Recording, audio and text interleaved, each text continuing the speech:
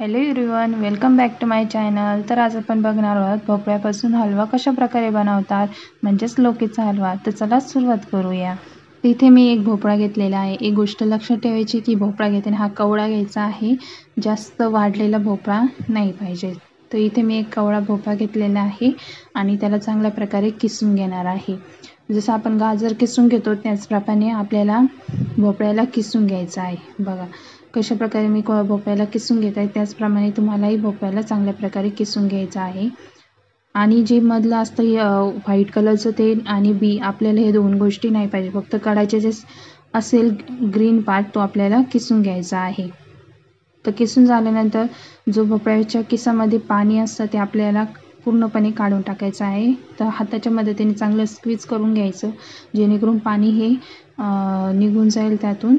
बघा चांगलं प्रेस करून पाणी काढून किस आपल्याला बाजूला काढून घ्यायचा आहे. तिथे सगळ्या किस्सा तुम्ही पाणी काढून टाकलेलं आहे.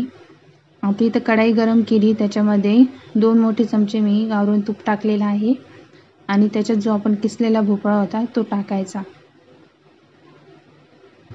आणि दोन्ही गोष्टीला चांगल्या प्रकारे मिक्स करायचं आहे. आता भोपळ्याला आपल्याला तुपामध्ये तोपर्यंत शिजवायचा आहे जोपर्यंत तो ॲक्च्युअल साईजपेक्षा कमी होणार नाही. जसं आपण त्याला मिक्स करू आणि फ्राय करू तसं त्याची साईज जी आहे ती कमी होईल. बघा इथे चांगल्या प्रकारे आपला भोपळा शिजलेला आहे. आता हा भोपळा शिजलेला आहे. आता याच्यामध्ये आपल्याला दूध आणि साखर टाकायचे आहे. भोपळा आता इथे चांगल्या प्रकारे शिजलेला आहे. तर याच्यामध्ये आता पहिल्यांदा साखर टाकायची, त्याच्यानंतर 1 ग्लास दूध टाकायचं आहे आणि चांगल्या प्रकारे मिक्स करायचं आहे.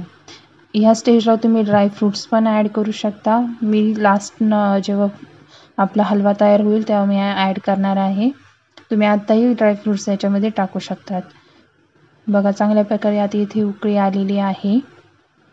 आपल्याला मिक्स करायचं आहे कंटिन्युअसली. गॅसची जी फ्लेम होती मी सुरुवातीला हाय ठेवली होती आणि आता मीडियम फ्लेमवरती मी शिजवत आहे. एक गोष्ट लक्षात ठेवा, फक्त कंटिन्युअसली मिक्स करत राहा.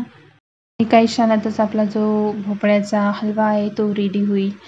आता बघा जे दूध आहे सगळं सोक करून घेतलेलं आहे हलव्याने. तर आता आपला इथं हलवा जो आहे तो मग रेडी आहे. या असं झालं तर हलवा जो आहे तो रेडी आहे. एक वेळा ही रेसिपी नक्की तुम्ही ट्राय करा आणि मला नक्की कमेंटमध्ये कळवा तुम्हाला कशी वाटली. आणि भेटूया आपण नेक्स्ट व्हिडिओमध्ये एका नवीन रेसिपीसोबत. आणि व्हिडिओ आवडल्यास चॅनलला सबस्क्राईब नक्की करा.